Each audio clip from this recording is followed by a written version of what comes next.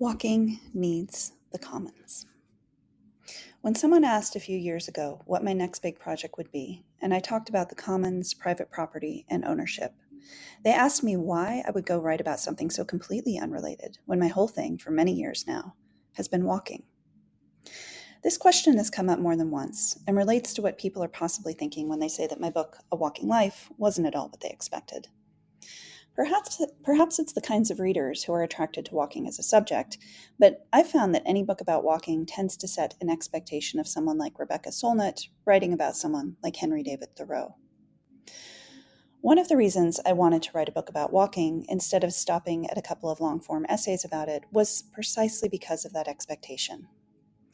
Everywhere I turned, with the exception of Tom Vanderbilt's 4-part 2012 series for Slate that started with The Crisis in American Walking, walking was presented as an intellectual and philosophical subject that only intellectuals and philosophers practiced.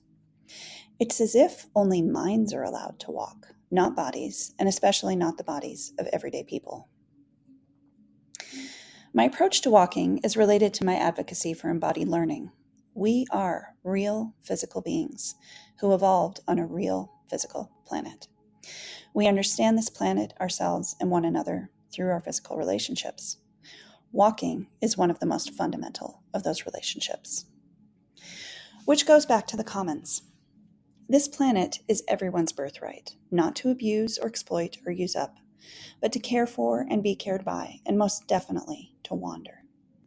Yet, in a car-centric culture, not to mention the barriers created by the fiction of nation-states and borders, that right is taken away. Mass amounts of space in towns and cities is given to cars, not people. In many places, there are vast miles with no sidewalks. The situation has only gotten worse over the last couple decades or so. In her book, Right of Way, former editor of Streets Blog USA, Angie Schmidt, detailed the mid-2000s loss of even meager national funding for biking and pedestrian infrastructure in favor of more highway funding.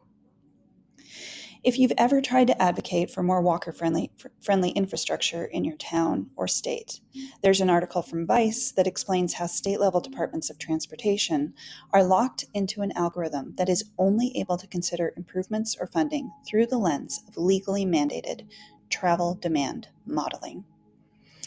Improving traffic flow, not creating a world that prioritizes health and humanity, is where your tax dollars get to work. Any infrastructure we invest public funds in or permit private developers to build should be designed with the needs and interests of human and the rest of life's bodies, minds, and psyches first, and machines last. The fact that we are, for all intents and purposes, required to devote a significant percentage of our incomes to finance at least one car so we can get to our jobs is a failure of public policy, not a reflection of societal values. If we are to exercise the right to walk, we need a healthy and accessible commons. Clean air and water, healthy soil, fewer roads and machine noise, car or otherwise. More trees. Whether we can walk in the future depends on whether it's healthy and safe to do so, and whether there's anywhere to go in the first place. What stands in the way of your walking, or in the way of others in your community? Finding out how to remove those barriers, how to create a human-friendly commons, is not a bad thing to devote one's energy to. There is so much in our world that we don't have control over, so many issues of equity and justice. This is one that affects every community in unique ways and requires responses unique to each of those communities.